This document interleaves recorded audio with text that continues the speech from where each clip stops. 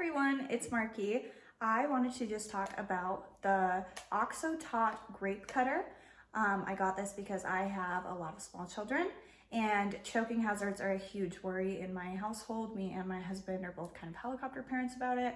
And this has been a game changer and it's so quick and easy. Instead of having to use a knife to sit there and cut up every single grape or every single olive, this is just super simple to use. It comes in this little sheath. You just take it off and then you load the grapes or the olives in here.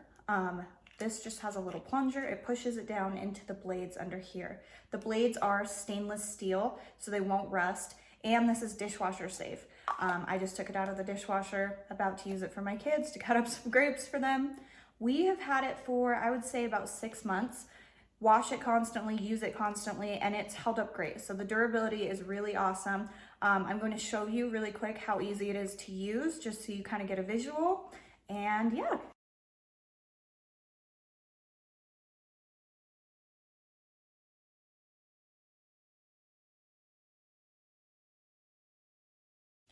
So I hope that was helpful.